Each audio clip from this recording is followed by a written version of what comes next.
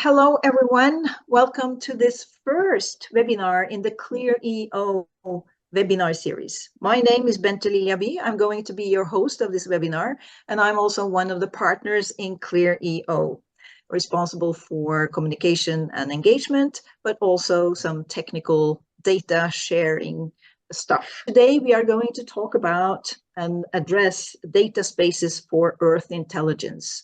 And we have this very impressive panel of speakers with us. The program today is as follows. This is the program. I'm about to do the first part, welcome and introduce you to the topic and to the webinar. Then we have the CLEAR-EO logical architecture that will be presented to you by our Ramiro Marco Figuera from Sistema.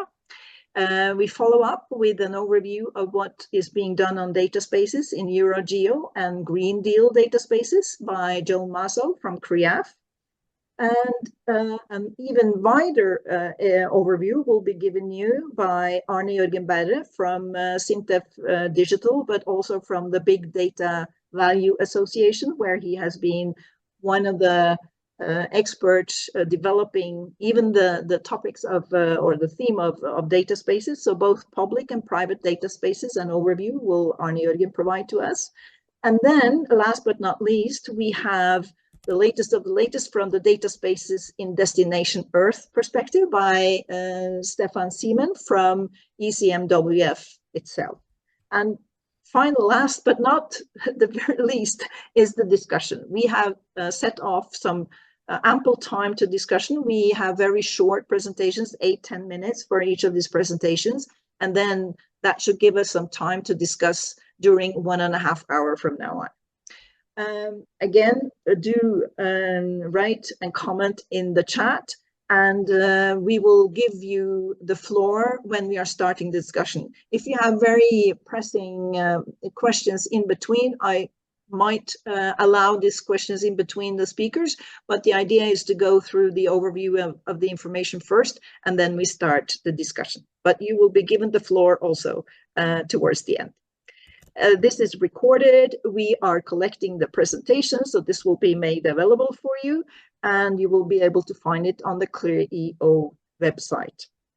So I could have said more about the CLEAR-EO project, but I will actually leave that to our first speaker, Ramiro.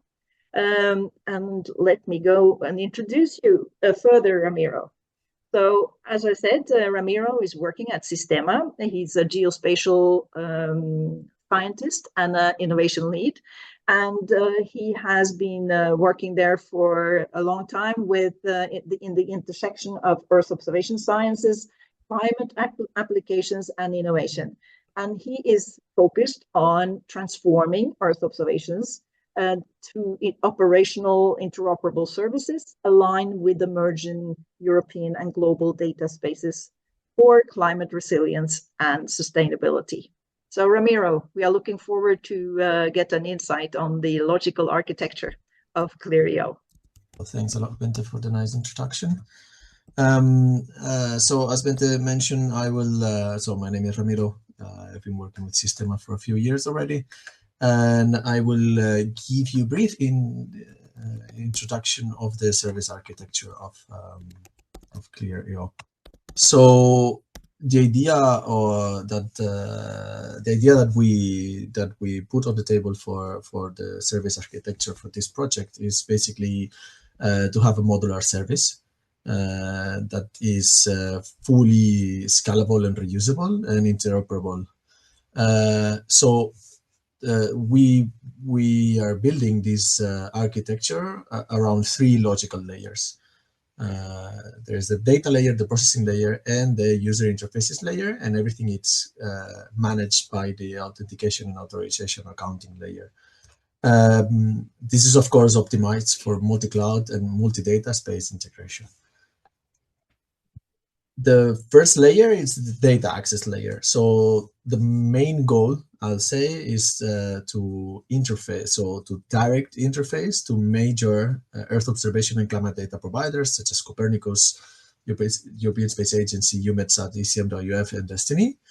And then we access this data through one access point that we call data access service. Basically, what we do is all those specific APIs we centralize into one standardized access point, which ensures us to have this easy way of data discovery, traceability, and reusability. So in short words, we have one-stop shop to get the data from. Then we have the processing layer. This is the core processing part of the service architecture. This is fully based on OTC interfaces, so we can do data subsetting, on-the-fly processing, and chaining different workflows.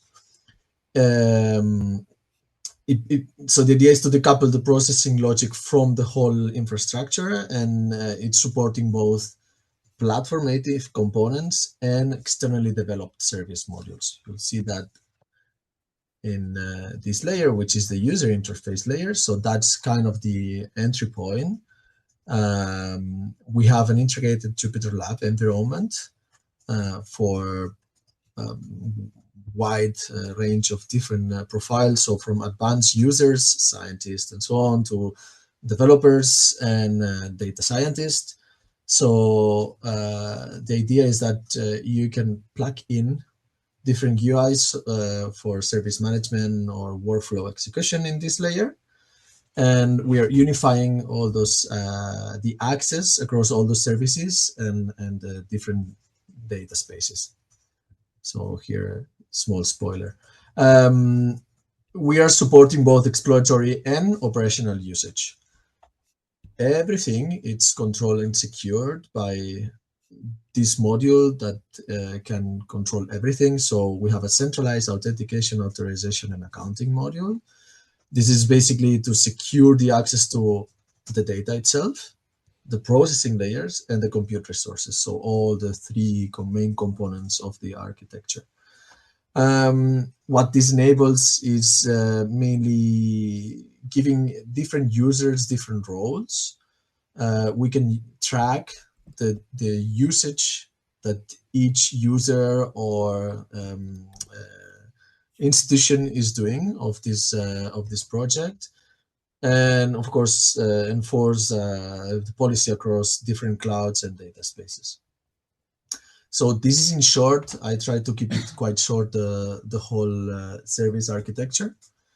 Then more on the operational point of view. So the idea is to, in order to keep it fully flexible and scalable between different data spaces and platforms, we are following a containerized workflow. So mainly we are putting everything in Docker containers, and we orchestrate this big orchestra of Docker containers using Kubernetes cluster that it's basically managing all the different instances. And we have a continuous integration and development pipeline, which is automated using our own GitLab. And yeah, so this way we assure that it's fully updated and continuously deployed and so on. I give you a small contact page in case you want to reach us, to any of us, or from my side, Ramiro or Marco from our sister company, Meo. And that's all from my side for now. Back to you, Bente. Yes. Thank you so much. Thank you so much, Ramiro. So for those of you who are used to see logical architecture like this, you don't care too much necessarily about what the applications are for, then I thought we should mention that we are building this, we are developing this technology using three concrete use cases, applications. One handling urban flooding, and one climate resilience in agriculture, and the third one on air quality, also in urban areas. And the thing is that we want these applications to be integrated with the Destination Earth platform so that they are part of this digital twin concept. And a very important functionality that we are developing is a triggering mechanism, so that when this, that we use as little resources as necessary to run these services, only when it's necessary, when you have, for instance, heavy rain and, incidents. Incidents, we have some very rapid incidents, and we have a slow incident. So the rapid ones are typically, the flooding. Agriculture is more focusing on the drought part, so it's a more slowly climate change type of situation. And then urban air quality can both be slow and long, depending on, you can have incidents in cities. So that's the framework of this project. And one of the key things in the call for this project, to answer this project, was to make use of new satellite data, meteorological satellite data, to integrate that also in Destination Earth. So just to give you a little bit around this beautiful architecture, when I mentioned these three types of applications, you understand that data spaces can be a very useful tool, maybe, and even a federation of different types of data spaces. So please keep that in the back of your head. Do we have any questions in the chat or any comments? Not yet. Then I will get you started in using the comments in the chat by letting us know if you are using data spaces technologies already, or if you are considering using it. So yes, maybe, or no. Please just write those words, yes, maybe, or no, in the chat. That would be great to get the feel of the audience and who we are together here. Then moving on to the next speaker, I will introduce the next speaker also, which is Joan Maso. And let me see, we are moving on here. Let me see, how do I go? So Joan Maso is working in CREAF. I called you a geospatial scientist. You may have many other titles also, Joan, so apologies if I'm under-reporting on your titles. Anyway, you are a senior researcher at CREAF. You've worked there for a long time, and you are leading the work on geospatial interoperability standards and remote sensing. And through this long-standing leadership in OGC, the Open Geospatial Consortium, in ISO, and in EuroGEO and GEOS, which is no longer with us, by the way, but replaced by what we call the geo infrastructure. And he contributes to all that, but also with other technical foundations enabling the Green Deal and GeoLine data spaces for Earth observations, and also citizen science. That has also been one of your favorite topics, Joan. So thank you for being here with us from the US, and the floor is yours. Thank you. It's always a pleasure when Bente presents me. I'm pretty sure that my mother will be pleased with me with that presentation. And I'm here, as Bente said, to talk a little bit about the EuroGEO and also about the Green Deal data space. So first, an introduction to what GEO and EuroGEO is. Very simple. GEO is a group of Earth observations. It's an institution that connects governments, academia, and other organizations, including private sectors, to harness the power of the Earth data. That was decided by government some time ago, and it's definitely something necessary due to the stress that our planet has on the different levels, particularly environmental. The GEO is structured in Caucasus, if you want, that are scattered around the world. One is EuroGEO. So EuroGEO is only the branch, the European branch of GEO. However, it has different action groups. And one of these action groups is the action group towards the definition and deployment of the Green Deal data space. So in EuroGEO, what we do is all the different actors that are related to the construction of the Green Deal data space. We have kind of a community of practice to actually discuss what bothers us and to know what we are doing, and eventually to move the idea of data spaces into GEO. So what is the Green Deal data space then? The Green Deal data space is one of the many means about 15 different data spaces that the European Commission is proposing. Well, the Commission wanted a single data space, but they knew that the objective was maybe too ambitious, so they divided that in different data spaces. There are data spaces that are kind of clear in the sense of what's the domain. Health, agriculture, mobility, energy, that's clear. Green Deal, well, this is more complicated, no? Because the Green Deal is about many things, because the Green Deal policies scope is climate, but is also pollution, but is also circular economy, but is also protecting nature, but is also having a little bit of farm to fork, so maybe agriculture, about many different things, mainly environmental. So the need of interoperability is even more important in this case, and that's why we are kind of proud that we are trying to push for this Green Deal data space. Okay, so let's see what is a Green Deal data space.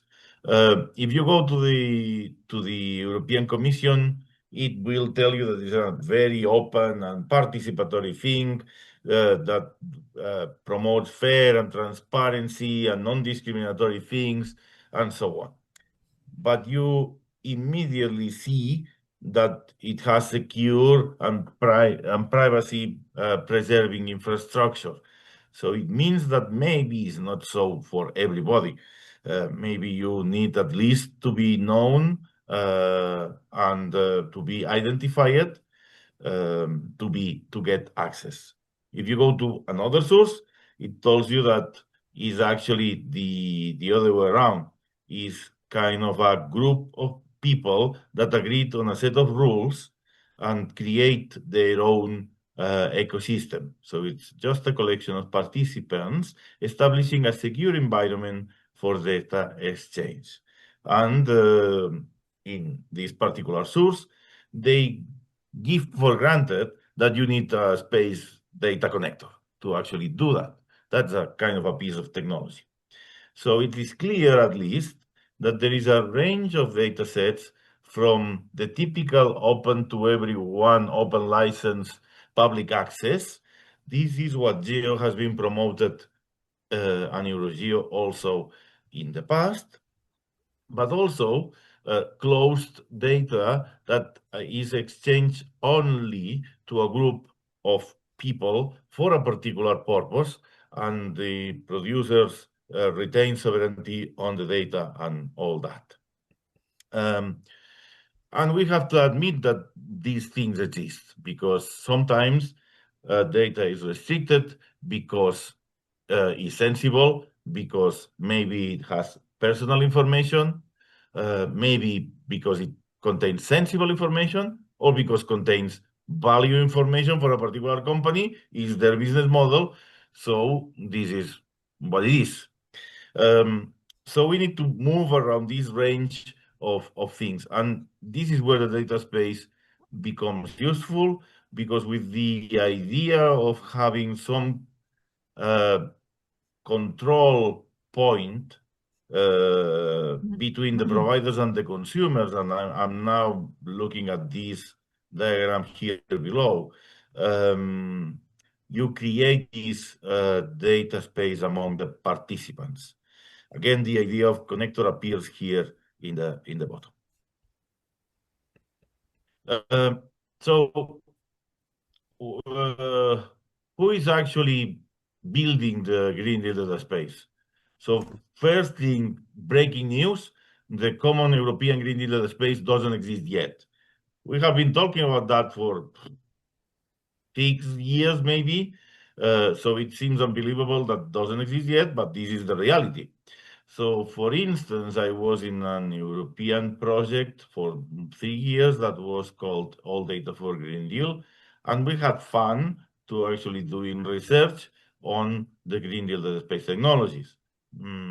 What we did was actually to combine data cubes with RDF-based, so triple-based data, generate data catalogs, storing data in the data space, and testing different technologies, including the data connectors.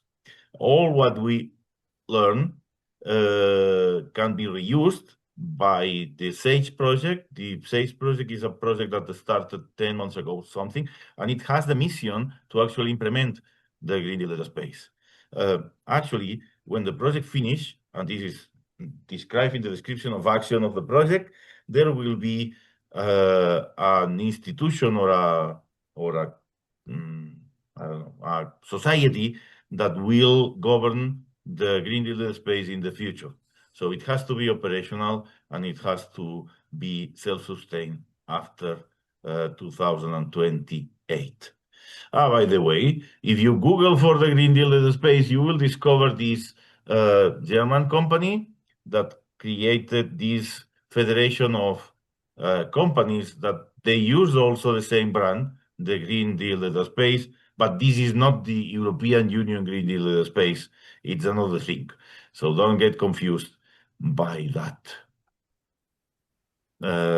Yeah, so as I said, the All Data for Green Deal ended. So we have a little booklet with the outcomes of the project, and you can add what you can recycle, and maybe this project CleanEU that can reuse also some lessons learned on some tools that are in this booklet. I encourage you to actually take a look. If you can have a little bit of patience, waiting for the SAGE to actually make public the infrastructure of the Green Deal data space, you can go to our website in SAGE and subscribe to the newsletter to actually be sure that you know when this is available. We are going to start having our first technology deployments and hackathons this month, actually. So soon something will emerge. But if you are more interested in detailed documentation, very good documentation actually, on what a Green Deal, a data space is, you can go to the data space support center website, and in there you have this documentation about the blueprint, glossaries, and all sorts of materials that could help you to understand what a Green Deal, what a data space is. And I had 8 minutes, so I wanted to be brief, and I hope that I satisfied the requirements of Bente and company. Yes, thank you so much, Joan. Both valuable information and entertaining at the same time, as per usual. And indeed, it's a complicated landscape or ecosystem, or what we will call it, when it comes to data spaces. And you actually showed it by just this story with the German company to confuse us all even more. Huh?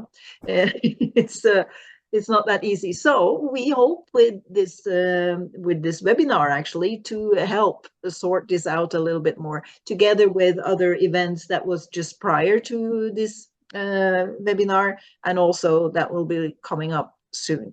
Arne-Jørgen Berre, he's a chief scientist at SINTEF, but he's also a long-time member of the Big Data Value Association.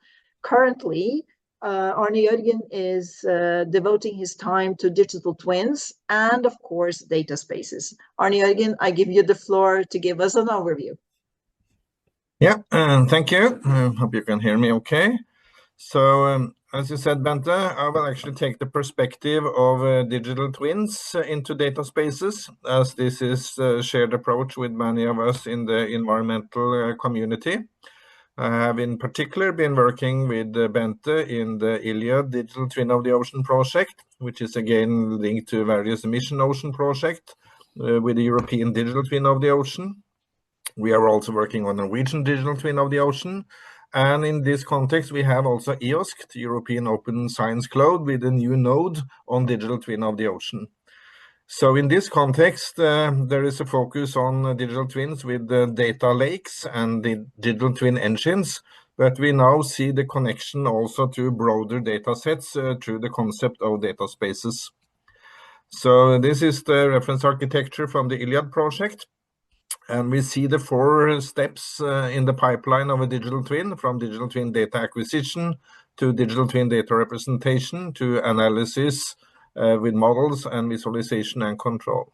So what we see on the left-hand side here is data spaces as one source of data together with real-time data, which can also go through data spaces and observations, and various types of data spaces from EOSC, Copernicus, the Green Deal data space, SAGE, as we just heard from Joan about, and technologies such as Simple and IDSA and others that I will talk about, which will help us to bring data into the data lake of a digital twin, which is the cache of the data that is used for the engine, for the processing and modeling, and the further visualization and control and interaction. And it's again also linked to the AI factories and the emerging AI world. So the data is close to the AI processing that we also will talk about. But data comes from all of these sources that we need to manage, and we need to support semantic interoperability for the various source integration. So that's the overall reference model, and now we are diving eventually into the data spaces to the left here, showing also that we will talk about destination Earth, which has a similar architecture for the digital twins of extreme weather and climate adaptation, and also new digital twins where data spaces is already connected as the red circles around the data lake. So that will be talked more about in the next presentation. But I will also then spread out not only from the Earth, but also to the smart city domain. Some of you might have heard about the European Local Digital Twin Toolbox for smart cities and communities. And indeed, there is a funding setup and already a version of the Local Digital Twin Toolbox, which is dealing with the data and the models for smart cities and communities. And also in this context, data spaces are coming up. Particularly, there is one of these data space projects, the European Data Space for Smart Communities, that are looking in how data spaces can support the digital twins of cities and communities through the DS4SSCC project, which is like a sister project to SAGE, as we just heard about. And SINTEF is a member both of the SAGE project and of this Smart City project, where typically all of these have a number of pilots. These are useful to look into if you wonder how data spaces can be used in collaboration with digital twins. So there are 10 different data spaces that are developed with variations here, and we are involved in the geodata space for smart water monitoring for extreme weather, Geo for Water, also together with Bente. And in this context, we are then wondering, what are the data space solutions that are suitable for these digital twin, both for the smart communities and for the ocean and the Earth? And what's the relationship to our data lakes that you saw in the reference model?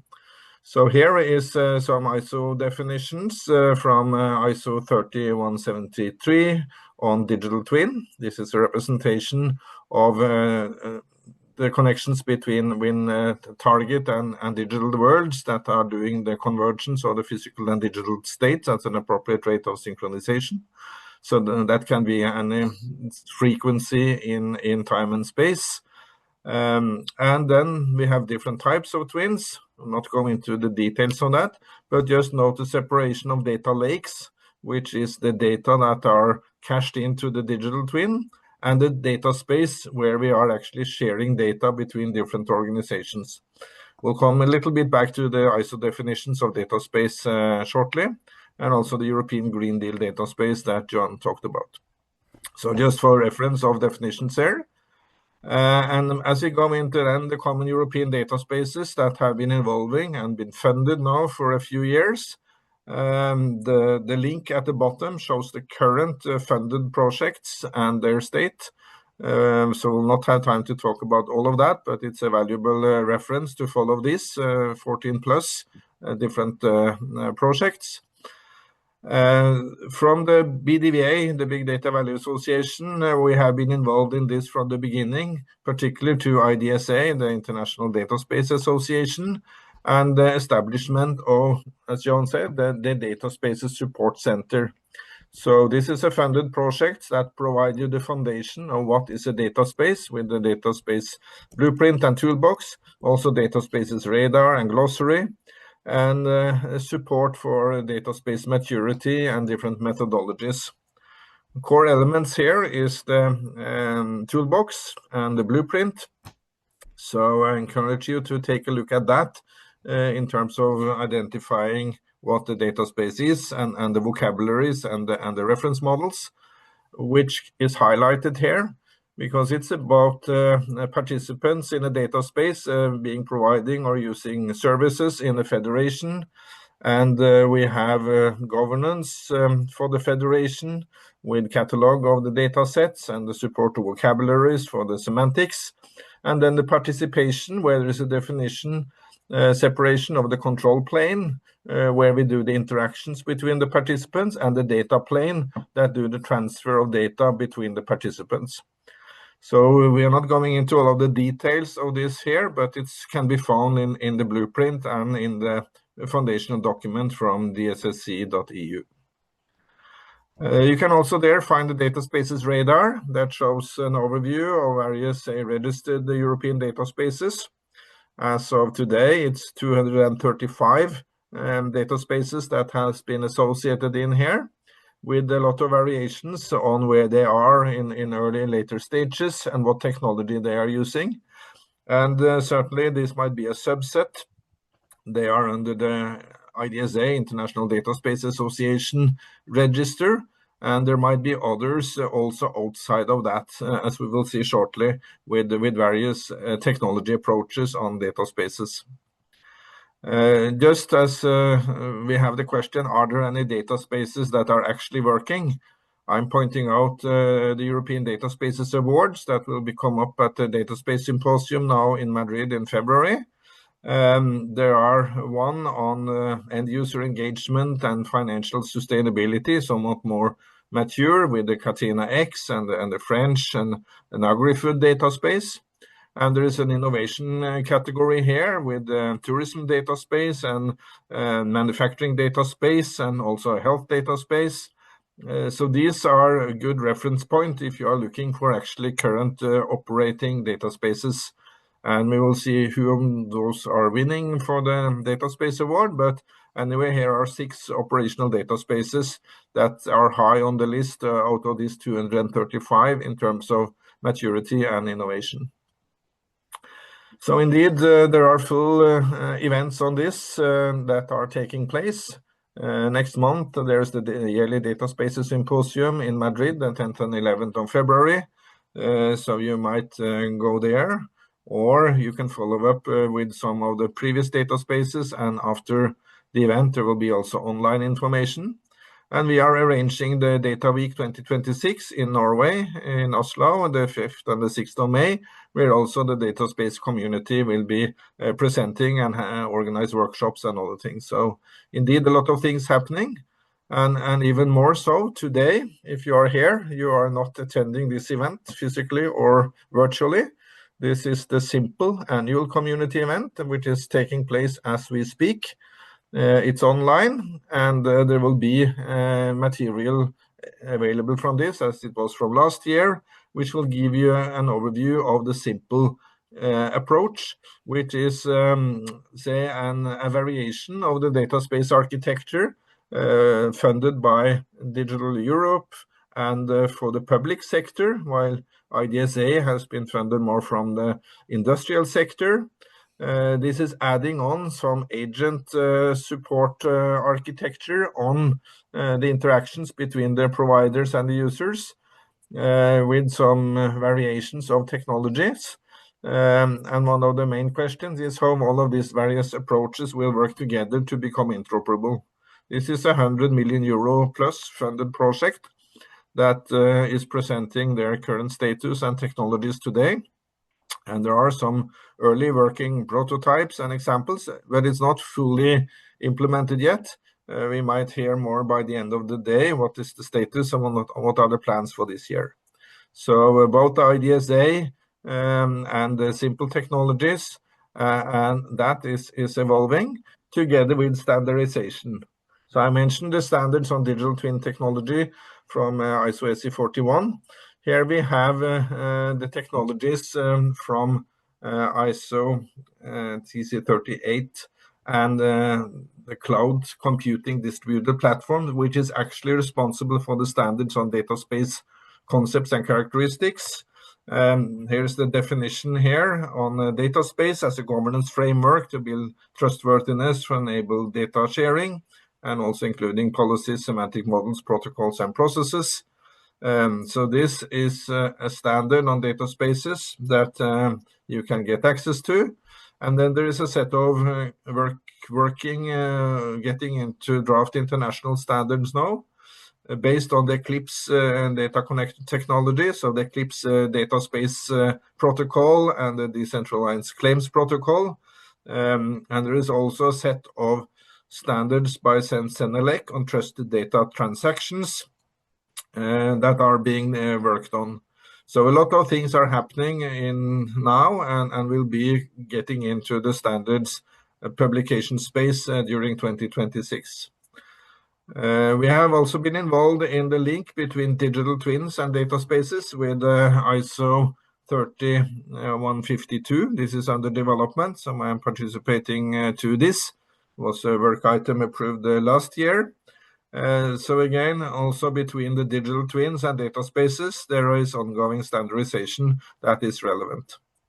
Just mentioning the CENELEC, which is adding support with standards for trusted data transactions and trustworthiness, which is indeed one of the main requirements for a data space, including also quality framework for data governance and maturity assessment, some of the activities you saw from the Data Space Support Center. Finally, as an example of the domains, is that this will be brought together with domain vocabularies. We heard already that there are a lot of domains that might be supported, and the vocabularies and terminologies of these here as agri-food might have their own standards for the domain vocabularies and the semantics that are related to that, but this will be married then into the more generic support of data spaces. So that's what we have to discuss. We are discussing that now for the domains of the ocean, for biodiversity, for climate, and so forth, to bring the vocabularies of the domains for the semantics of the data together with, say, the exchange mechanisms of the data plane and control plane of the data spaces community. So that's the overall context, essentially. A lot of things are happening with different organizations. And I just listened to the simple symposium this morning where there was a discussion between these different communities about how to achieve interoperability, given the classical challenge that they are all following their own development path with milestones. And there are some challenges on supporting interoperability with the technologies such as DCAT, IP, RDF, linked data, synchronous data dealing. There is a lot of say, issues to be harmonized if you want to have cross-sector interoperability between the different data space technology initiatives, and then what to choose. But this is what we will discuss. So this was the broad perspective on that. Thank you. Thank you so much, Arne-Jørgen. You delivered, as I suspected, a very nice overview of the landscape or the ecosystem around data spaces, and of course digital twins. Stephan Siemen is a strategic project coordinator at ECMWF, one of the three main organizations developing Destination Earth, which is a digital twin of the Earth. We, of course, then data spaces, as Arne-Jørgen also was mentioning, is one of the topics that, well, several of the topics, as we can understand, that will be used and integrated in Destination Earth. So Stephan has been working in the Copernicus and Destination Earth ecosystem at the core of it for many years already, and is an expert on technology, the infrastructure platforms, and of course have a good overview now for us on data spaces in and Destination Earth. So Stephan, the floor is yours. Thank you, Bente, and thank you for having me. Yes, no, I was only because I think we're a bit of time. We need to speed up a little bit. And I will also warn straight away at the beginning, I will go very quickly through the slides. A lot of points I wanted to stress have been already mentioned. So I use the benefit of the last speaker so that I can refer to the previous presentations. A very quick word about ECMWF, the European Centre for Medium Range Weather Forecasting, European Intergovernmental Organization. We do a lot of things. Our main business is operational 24/7, time-critical provision of weather forecasts. We do a lot of research. We do work very closely with the European Commission, if it's Copernicus, which was mentioned, but also the Global Gateway we support, and of course, Destination Earth, and that I will, of course, come back. So just a quick word also about ECMWF to stress, when we talk about data, ECMWF has a lot of experience in large-scale data infrastructures. Our archive is now well over an exabyte in size, and we're really proud that this is not just an archive where people put their data and never look again.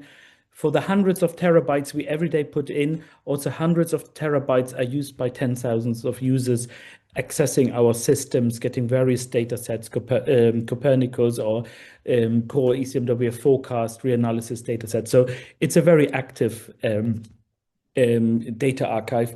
But of course, we're always looking how can we make this massive amount of data most easily accessible to our users. So data spaces is the next way we're looking at in helping also users to get access to that. Another quick word about the archive. It's a continuum in time. So you have harmonized access to data, not just the forecast, which we just issued today. Now you can go back and look at the forecast of the last 40 years. You can look at the reanalysis of the last 70, 80 years. You can look at seasonal forecasting. They use same formats, same convention to access data types. So it's really easy to have applications. You try it on forecast data to look at reanalysis and play back in history. And also with Destiny, looking in the future with climate, using the same convention so that you can really use your solutions to analyze a weather situation in the past, currently, and also in the future. So these are the big things to remember about our archive. And there's a lot more, but I will not go into it for the time.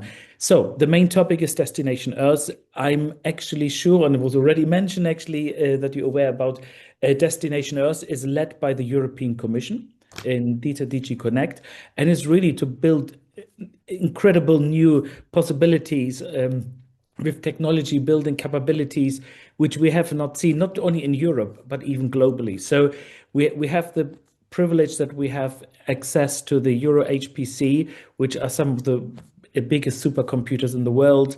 And we can really use that power of these machines to explore new ways of working, new resolutions, which we have not seen before, for example, in climate prediction. So it's a real way of trying to reform how we're doing our data systems. It was already mentioned that ECMWF is one of the three entrusted entity to lead the implementation of Destination Earth. So ECMWF itself looks after the digital twins. Us as a modeling organization, of course, very keen to have this and bringing our expertise and also from our member states to building these very high resolution models and building them in the digital twin framework. But also what we're very interested is this digital twin engine, because this is the instrument and the medium on which we then can distribute the data. And that is very important. And because we're working on different supercomputers, we have users across Europe. We have something called the data lake. This is managed by EUMETSAT, our sister organization looking after European meteorological satellites.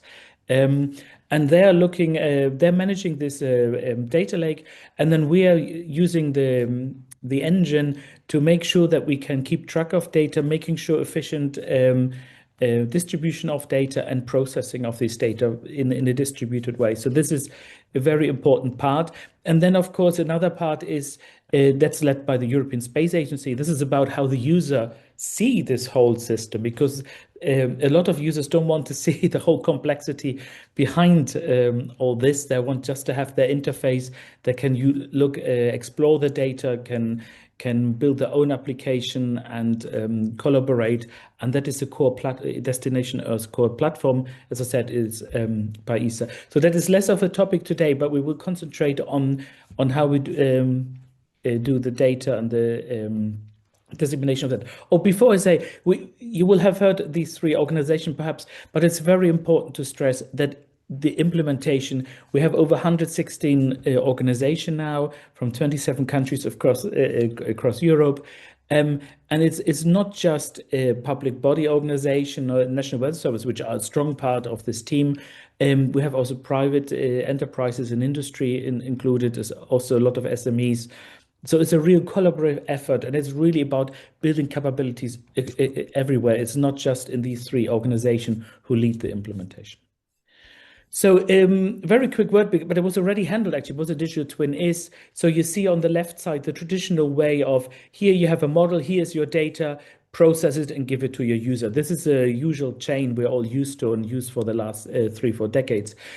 Digital twins, we want to get it interactive. We want that users can influence also what is modeled much more in an interactive way. And this is really a new way of how we can trigger new or specific calculations, higher resolution local forecast in specific areas with an extreme weather event. So these kind of more interactive parts on weather forecasting and in climate forecasting are part of that. But this was already captured.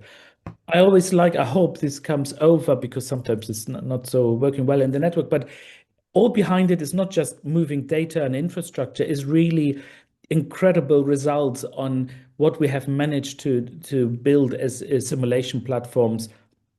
It's not just ECMWF IFS model, but it's also the ICAM model developed led by DWD, the German Weather Service. There is really a lot of developments ongoing, and we're getting very good results, having huge improvements in the modeling of this Earth system we have. So now a bit coming back to the infrastructure. So as I said, very important is this digital twin engine, because this is about managing the digital twin so that they can run. But this means digital twins is like models. They need data on demand, often very specific. And especially if you want to do interactively, they might need also new data sets very quickly. And then, of course, the results need to be reached forward to the next stages to the user. So the digital twin engine is really something we're very focused on and to develop and I will not go into details here again because of time reasons, but it's really it's many components which we have already used for a long time in weather forecasting, but they have been scaled up, renewed, some rewritten to really answer the challenge we're now seeing, because what Destination Earth creates are amazing results, but also very large results. And this, of course, needs new structures and new ways of handling. So this is and this also links to tools which you will have also used in the CLEAR.io. It's about the Aviso Polytope to retrieve data, and hopefully also the linkage to the Destiny platform, which I mentioned earlier. So all this is running on top of the different infrastructures, EuroHPC data lake, to enable this workflows to work across. Now, for us, very big disruption and a positive disruption, we hope, is AI. This is really the changing way of working. Our models are now, we're looking at building an Earth system model which is based using AI. So we of course started with an AI weather forecasting model, AFS, at ECMWF, which we're now also integrating, testing, scaling up at Destination Earth. But there's a lot of more components. You heard already ocean before, which need to be handled and need to be captured in these kind of models. So there's a lot of exciting work going on that. And these AI models allow us to have a much faster inference forecasting time than traditional physics-based model. So they're really changing the game of what we can run and how often, and running ensembles with 1,000 members or something. So it's a really incredible time to explore what we can do in future, and the limitation we had with physics model being so massive to run that you needed huge computing system, we can hopefully scale here something up. But the training, of course, is a challenge there. Then we have other things AI will change the way, and this is something, for example, we have forecast in the box. So we're not giving users data, we actually give them a model, a trained model they can run locally and generate and tune it to their needs. These are new possibilities. So for us, data spaces is not just about the data itself. It's also possibly about data on a next level, which is in model they can query. And then user interaction is not just a click and get a map nowadays. It's also, we're exploring how to integrate best with chatbots, because this is really the way users interacting more with the data and query things. I will not go in because we had already about that. We had also here already about the different data spaces. Just quickly to mention, of course, we are interested, weather and climate is relevant to many, many data spaces. It's not just, Green Deal is one of the key ones we heard already, but there's a lot of other data spaces we want to support. And we're working now together with partners, our national weather services, or for example, EUMETSAT, we're working together to have a unified approach, and harmonized approach, how we bring our data and services to data spaces across our community. Because if you want to get weather information from different centers, you want to use the same way. You don't want to have different ways of approach. So there we're working much together. I wanted to talk a bit about Simple, but this was covered previously, so I'm also skipping that. Quick advertising, we have a Destiny User Exchange coming up in the summer. If you're more interested, you will have the slides to go, and also lots of links for you to study if you're more interested. And with that, I think I leave you. Sorry for a very quick run through, but I think with the time. Yes, thank you so much, Stephan. Indeed, it's very complex, and tell the whole story in 10 minutes is actually not possible. But yes. I think you solved it quite well. And this was the purpose with all of these short presentations, that we sort of get an overview, all of us, with some small deep dives here and there. But that is the point. So coming back to the topic, the architecture that Ramiro showed us, we are, when we are developing CLEAR-EO, the system that will be integrated in and supporting the Destination Earth. As you said, there are more than the 3 organizations. There's a whole plethora of organizations and groups that are contributing, obviously, because it's the Earth. So yes. So it's a complex thing. Anyways. Yeah, if I can just say, because yes, I forgot, I should have mentioned, a lot of the Horizon Europe projects are also contributing greatly to the success of Destination Earth, because all these new exciting things coming also through that. Yeah, thank you. Yeah. So we are investing heavily in this on the European side. And as the days goes by, I get more and more proud of that, actually, that we are doing this investment. Now, coming back to how are we, one thing as and I believe it was Joan said that, for AD, for GD, says, well, we had a lot of fun, with the research part. Now, if you want to make something operational, like, eventually that we are aiming for. We are a research and innovation project, CLEAR-EO, but we are, aiming to pave the way for something operational, and the Destination Earth will be something operational, and that's where these data spaces and having them run the federation of data spaces. Now we are focusing on this here. need to be interoperable and work seamlessly, right? Operational. Like that's a big challenge. Nonetheless, we start with ClearEO, and then coming back to Ramiro again. Maybe you can show us the architecture again, Ramiro, and then we can have a discussion around the table here. Yeah. Let me just quickly share this one. Should I just put it in? Yeah, this. Can you see that one? Yes. Yes, we see it. Okay. So in this architecture, then, when we are building, we are using three application areas: urban flooding, climate resilient agriculture, focusing on the slow, drought, and then also air quality, urban air quality. So, but the point is that this is going to be then applications and functionalities that will be an integral part of Destination Earth, the digital twin of the Earth.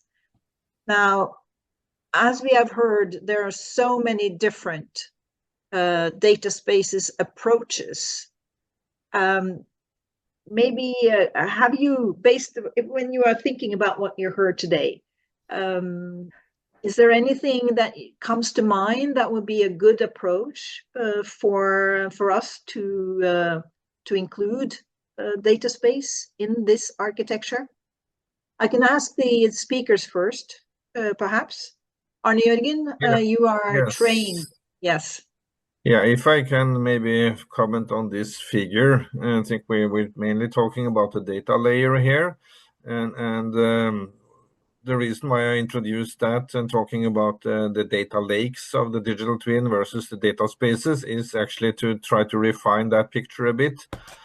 When you have your internal storage, the cache and the object storage, this is typically here for the data lake and the data access to access that, because this is where you offer data. That might be a federated data lake, but that's the lake data under your authorization and management. So what will be the point here is that there are two sides to this: acting as a data provider, offering the data you manage to others through, say, a data space interface, being then a data provider. But it's also possible to be a data user if you want to access data from other sources that would be relevant to integrate in your data lake for some purpose. Particularly if you have a data platform where you allow users to do their own analysis. We often see the need, for instance, as an example, to bring in biodiversity, which you can get from biodiversity data services, and there's a community for that. For instance, the GBIF data repositories can be integrated, and a data space can be a solution for, say, more formalized access to that. So I think it would be good to refine the picture a bit when it comes to what we see on the left here. We see Destiny is what we just heard about. It can offer services that can be provided as data, but you can also interact and use the processing services there. The same is for Adam and for others. So do you view these others as data sources, or can there also be interactions? It does show what was pointed out here at the end, is that it's not only raw data, hardly ever that you want the base data, but you want some kind of processed, refined data, and that could include forecasting and maybe models also that can be used for training and adaptation. So I think the data space concept should actually be refined a bit to what we mean by data and access mechanisms, which I think the data space community also would benefit from. So it's more like a resource community. We see that in EOSC now with the EOSC Federation. It's data, but it's also models and other services.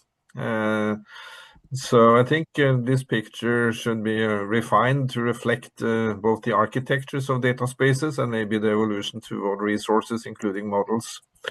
And that will be something the communities will benefit from, because all of the projects have like their project view, but maybe we could get to a joint interoperability view on both data and models and other services, which will be on the left here. Maybe the processing to the right. Yes, that's a good point, Arne-Jørgen. I will give the floor to you, Ramiro, if you have some, and Paulo and Virginia, by the way, if you have some comments on this observation. Yeah, so just as a very quick comment is that, like, so for now we foresee the usage of data spaces as a place to get the data from. So as an example, for one of the applications that we are developing, the application 3, the air quality, we use the Copernicus data space to get Sentinel 5P data, for example. But yeah, well noted the comments indeed. One thing to add, maybe what was introduced in the beginning for data spaces, as opposed to open data portals, is the need to handle trusted and sensitive data with various access controls, because a lot of the mechanisms in data spaces are for that purpose. So that is not the case for everything that is public and open. Then it can be somewhat simplified. But there is data such as biodiversity data, for instance, or data with high resolution that are not in general available, but will be available for some. So this is what data spaces can introduce in addition. But that would also mean that you have this sensitivity handling in your own environment to protect any sensitivity handling that is need to be enforced. But there are situations, even though I guess more than 90% of what we do is public and open, data spaces offer the support for the sensitivity data. Mostly examples can be found in the health data space with the sensitivity of health data. And that might be something to also benefit from in this community when it comes to sensitive Earth data. Yeah, I think that the applications that we have that we are developing in ClearEO are very good examples of this need of a data space who control different types of data in terms of the licensing. So obviously the public open data is one important source, but for urban, when flooding, water, typically in situ water data can be very tricky to share. There are lots of sensitivities around sharing it, many different reasons, but that, you know, to have data spaces as a technology that can handle this sensitivity for this type of situations of water, in situ water that is needed for urban flooding. That's one good example. And of course, agriculture, you have many sensitivities around the commercial aspects of it. So not everybody wants to share all the data, but still we can all collectively benefit from it. And the same with air quality, where you also have health issues as part of the problem complex. And the data spaces, as you say, it's as opposed to very simplified, as opposed to like this open APIs, standardized open APIs, you share open data to everybody, no problem. But having data spaces technology can actually provide more control over the data sharing. Now, I took the word too much here, maybe. So, Paulo, and I don't see any. Yes, there's a hand. Martin-François, sorry, I overlooked your hand. Well, thank you to all the speakers, because all these talks were very inspiring. And I appreciate the effort you are doing with this global service architecture. Even if I think that Destiny, for instance, I understood from Stephan that it's more than a data layer. It's a full global framework from from the user interface and the processing layer and data layer. So what I understand, some years ago in eShape, I tried to make a framework where you could compare the different platforms we had and the different type of services. And I had to go back into the history, the lineage of where they came from to understand the difference, the ones that were more for research, the ones that target more operations. And Joan said that there are some data spaces that are more open or other that can be restricted or private to really address which are the users we can. Here we can see a lot of components blowing, a full universe or constellation, I don't know. And I'm not sure there is a global governance. This is why I appreciate Arne's effort to try to build this global architecture. But is there a standardized user manual that can help people to know which API they should use, which standard to be compatible with this component, to be compatible with Destiny, to be compatible with any other component? How can users select between all these boxes, for instance, you have put into your schema, Arne, where they should go and which are the interfaces that will make them more compatible with more systems and will value better their work? Yeah, and I think this is a very relevant question. Indeed, was the question that was discussed this morning in the Simple annual event, where representatives of IDSA was there and so forth. And the conclusion is that we need to harmonize and make things interoperable, as we are also evolving our own architectures. But the question is on the table, and hopefully there will be available resources and focus to do that, because this is really important for this endeavor to succeed. If you don't end up with separate data space technologies, but there is an intention of doing it, while there is also some variations on the approaches, say, of Simple and the IDSA architecture.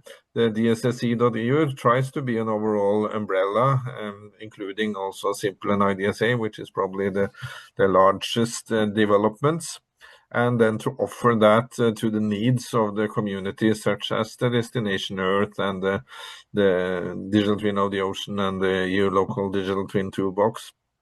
We have, of course, also previously 5Air, and actually the data space for smart cities is using 5Air data connector. Now, including NGSI LD and the context broker, even if 5Air is struggling a bit financially, I think these technologies will survive, in particular the NGSI LD, which is standardized already to ETSI. So there will be an evolution, hopefully, supporting interoperability and integration of this, also with the help of the standard organizations, both the de jure and the, say, industrial ones, where OGC is also, of course, an important player. So I think we need to work together to harmonize this now for the future. And by the way, I enjoyed this opportunity to explain something that people don't always understand. You might have maybe not one API, but maybe several, because you might have some APIs that are more for efficiency. I think that, for instance, ECMWF had its own API because they were operational and they needed a lot of efficiency with big data, and other APIs that can come from OGC or IDSA or whatever that are more to target more interoperability and maybe less speed, even if it's not completely antagonist. But at some point you have someone that will push the speed, for instance, and the global interoperability which will increase and go close to it, and then it will be like that, you know. So you can have several APIs at one time. Yeah, and as you say, various technologies for various purposes. And I think we see that in particular in the spatial temporal geo community. We have rasters where now stack APIs and stack catalogs are being introduced and taken up on use. But we still need the vector APIs, so the Pi Geo API is still needed. And we also have the work on data cubes, which have various APIs. So it is quite possible to have multiple APIs towards the same underlying data with different purposes, as we can look at the Earth both from raster and from vector. So I think that's indeed the solution. It's not one only, it is integration across multiple alternatives, and we need both. Yes, absolutely. So this federated, so what we are speaking about is also federated data spaces. And coming back to Destination Earth, I think you, to find out when you, like CREAF is going to both use, as you said, Stephan, we are both, you want to have users and also provide services, right? Mm-hmm. So yeah, and then how do we, like CREAF here with 3 concrete applications, how can we find the right contact point in this complexity as you presented to determine what would be then collective, because this needs to be collectively, this needs to be discussed in order to be interoperable. How can we actually get in touch with, you know, the touch points in Destination Earth to find that out? You know, you have like this architecture, you have Destination Earth, where do we touch points and how do we do that? Do you have any ideas on the top of your head here? Yeah, of course, ECMWF is already working with CREAF, but I think this question is more general. If you any project wanting also to approach, I mean, and this is really, it is all about collaboration. And yes, I should have stressed it much more that we work with a lot of projects who work with Destiny, either data or even connecting straight with the infrastructure. And it's really about, it's about the engaging. I mean, what Destiny brings is really something at scale. So you have something which is not just a little test system at the side. This is really something at a very, very serious scale, and where you can really build something which is unique. And I agree with the previous comment that we have different, we're coming from different sides together. And of course, yes, there are standards. Actually, ECMWF is very much committed, for example, with OGC standards, also to use them and to promote them further. It's only we have a lot for performance reason. And because, as I said, we're moving hundreds of terabytes each day.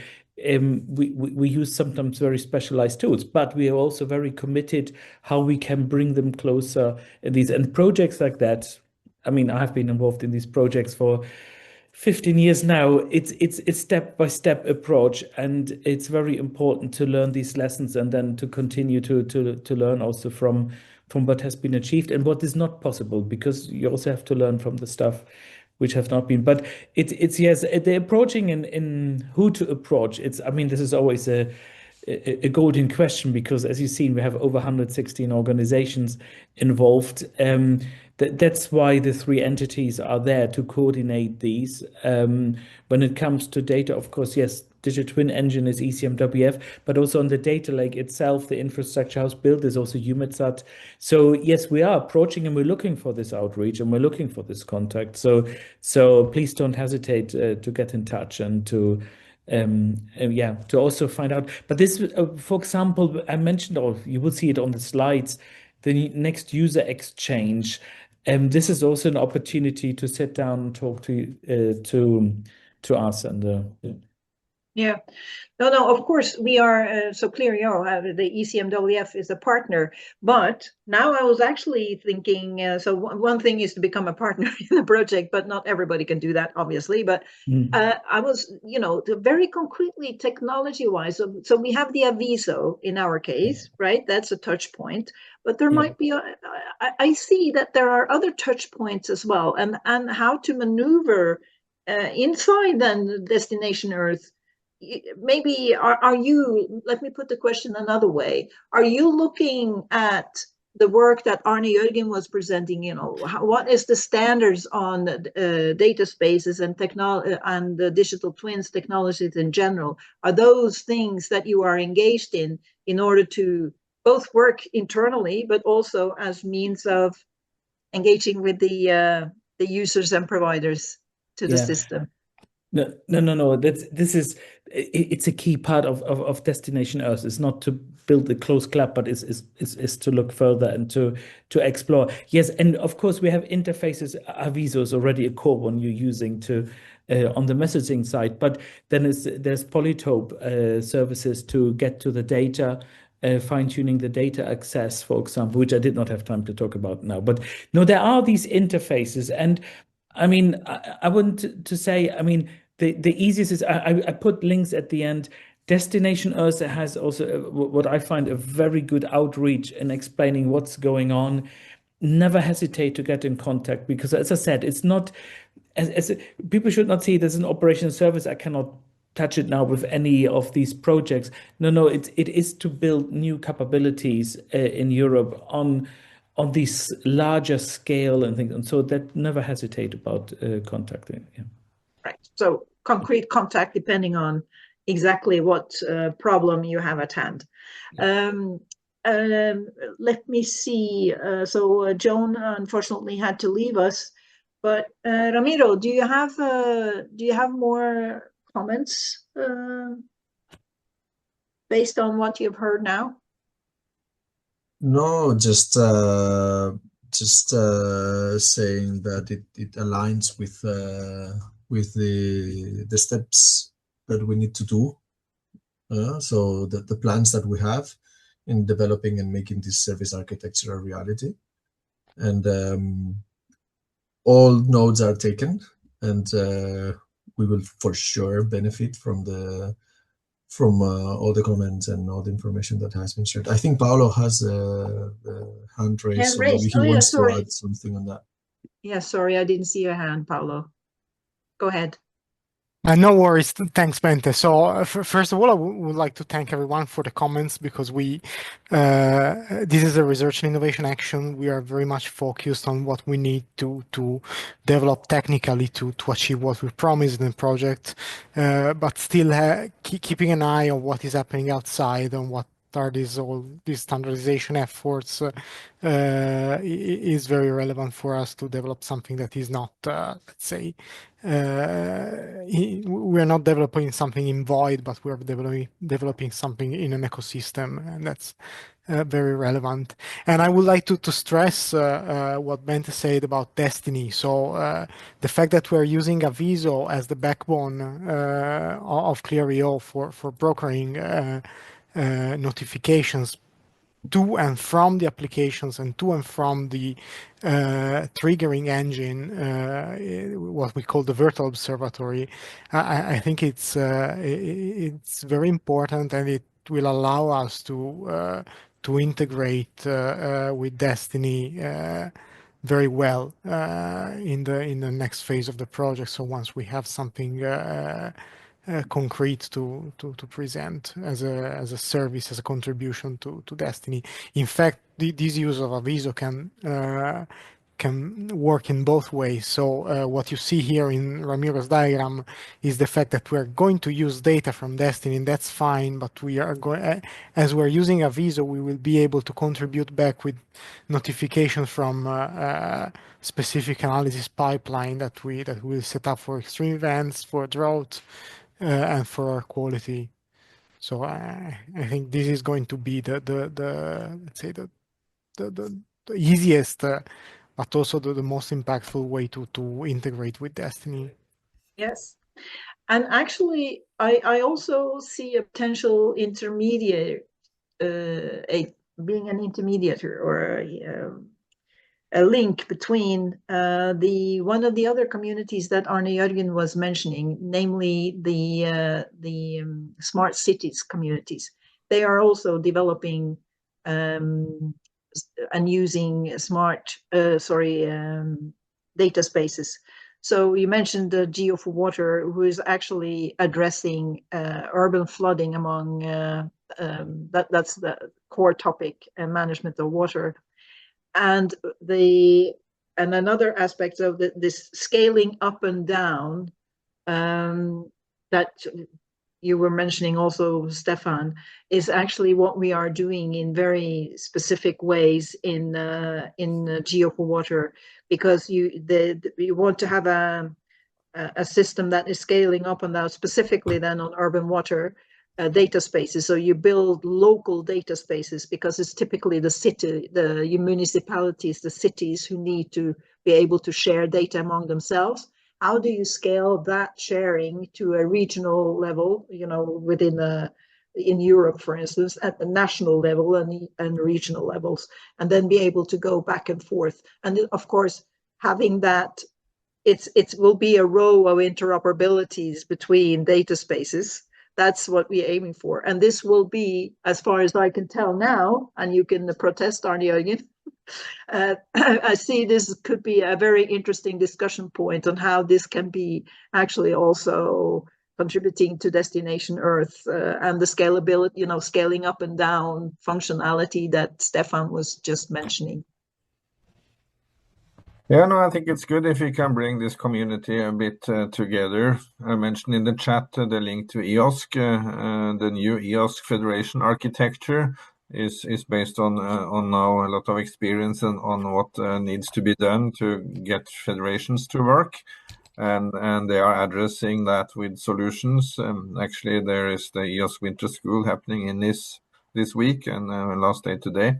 So that is worth to follow up, as the new technologies are now being provided with the reference point of the EOSC EU node. So that's available software, and there are national initiatives in most of the European countries on this. Note also that Simple is working with EOSC as well as with Destiny. And we have the Simple annual event also today. So I would suggest to work a bit closer with these communities, with Simple and EOSC, noting that they also follow the overall architecture from DSSE.eu and are harmonizing with that. But close to the Earth community, it's in particular EOSC and Simple working with both, particularly with Destiny, and should be a good entry point into the data space community. Yeah. Thank you, Arne. And then I saw the hand of Stephan, did I? Oh, yes, I want to say something, but actually I have to switch to another meeting sharply. So, no, but I wanted to say, Aviso and all these Polytope, for example, to get data, this is not just for Destiny, because it's also used in other places. I talked about the 1 exabyte of data. So it's worth this investment also for scaling up in other direction with other organizations and these kind of things. But I'm very sorry, I have to already leave now because I have to switch a time for that. Sorry for that. But thanks for for having us, and also thank you for the good discussions. Yeah, thank you so much for joining us, Stephan. And I'm sure we will be following up these discussions in further even webinars where we can focus more on specific topics. Yeah, thank you. Thank you, Stephan. Thank you. And so I see that we are just hitting 1.5 hours now, and so it's time to close. I think we can conclude. Well, first of all, a big thank you to all the speakers. It was absolutely fabulous presentations and so valuable. And I think we can conclude also from the discussion that this was regarded as useful by the attendees.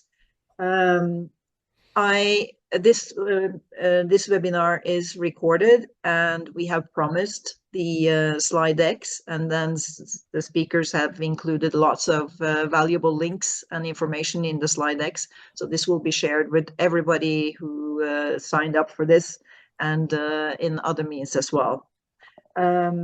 We in Clear EO, I think we will come back to a follow-up of this webinar in future webinars topics as well, to support and make our contributions to this vast community ecosystem of data spaces in Europe alone.